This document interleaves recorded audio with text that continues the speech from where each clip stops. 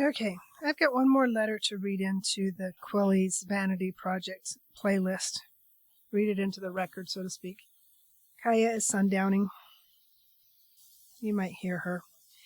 So if you follow the link into in the channel description, it takes you to a directory. I'm trying to do that in real time as we talk.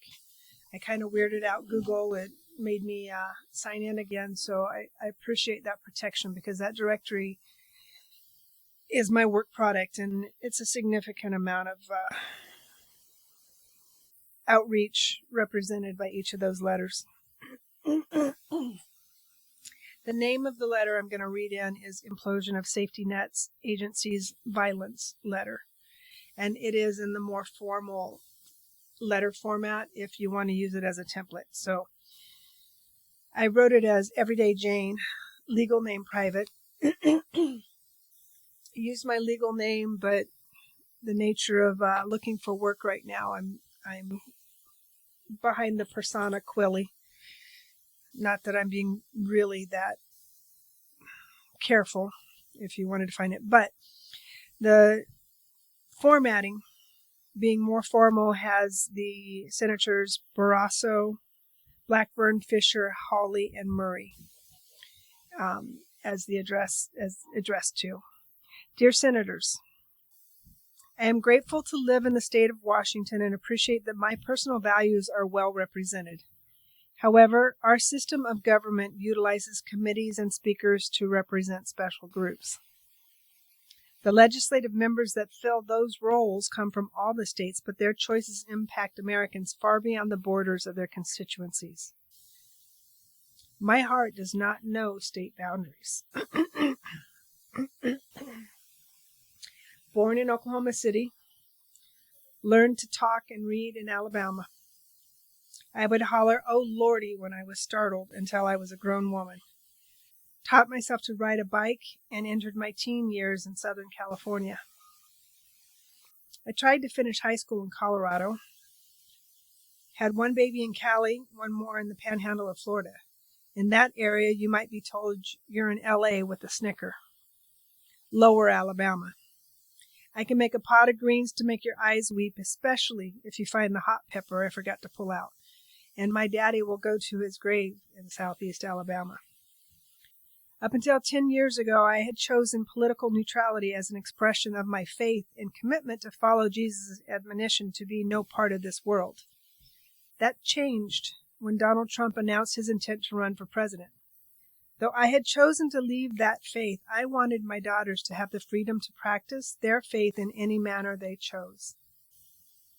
I was gravely concerned that those freedoms, as we knew them, would be altered if Trump was successful in running for president. I voted accordingly. My concerns have grown. Since then, I have seen my mom draw her last breath in my arms. She died from Lewy body's dementia that was undiagnosed until 2 weeks before she died. We never had much money. Lifelong health conditions kept her from building any retirement. Social Security and Medicare and the aging support Washington State codified allowed her to live out her last days in relative safety and comfort. I, now 58 years old, will need to continue my blue-collar career into my 70s. My husband, whom I adore, needs more than Medicare and Medicaid to manage his heart failure. I will work until I can no longer hold my tools to keep insurance coverage for us. His Social Security checks are vital. I believe social safety nets cannot be imploded with impunity. There is a Trojan horse that has rolled into Washington, D.C. It presents as an authoritarian leader who will solve our problems.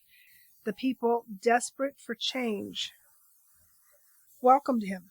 Indeed, enough of them opened the gates. Will there be any measures to mitigate the fallout of the Project 2025 initiatives that are spilling from the belly of that horse? Project 2025 is blatantly an evolved, mutated, if you will, fascist ideology. Will the 66% of voters that did not vote for Donald Trump recognize the country 10 years from now?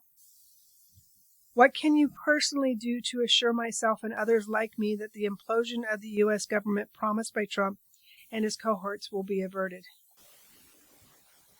There is a dangerous contempt for others being fostered by influential people coming at us from all sides.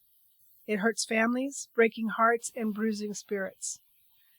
There is a certainty of violence. On what scale can only be guessed at if we do not change trajectories. Gutting the FAA leadership had consequences. My heart breaks for the lives lost needlessly in the interest of cutting cost. There is an undeniably cavalier attitude that invokes an unshakable impression. These influential people wholeheartedly believe there is acceptable collateral damage on our shores and heartland of Americans as well as foreign-born residents. I am writing to plead with those legislators from other states to be cognizant of all U.S. citizens. President Trump won the election with only 1/2 of 66% of the eligible voters.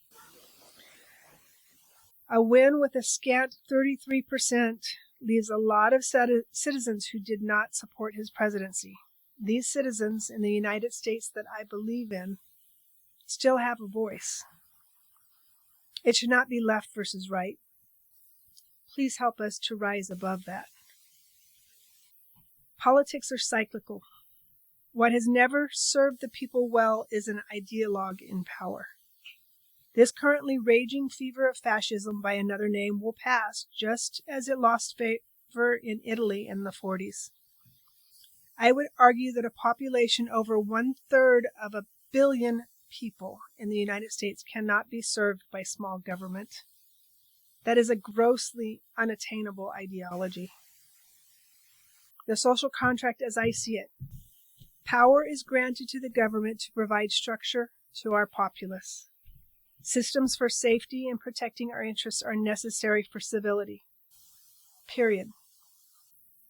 As legislators, you are obligated to find a path of compromise and progress for Americans.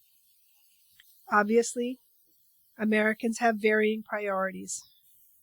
Until the Constitution is invalidated, I have a right to my values and the obligation to respect the values of my fellow Americans. That can serve us well if we all commit to it. Will you, as elected leaders, help guide us all back to a sense of community and dignity in the United States of America? Sincerely, Private, my legal name. Again, I sent these in my legal name. The administration knows how to contact me if anybody goes back into the record.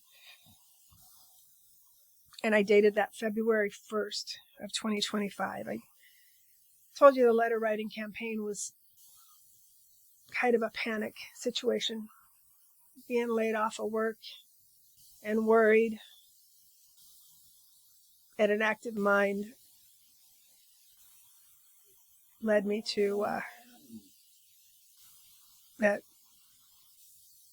body of work that I am submitting here, so to speak, with you guys. Thank you. And let's do this, right?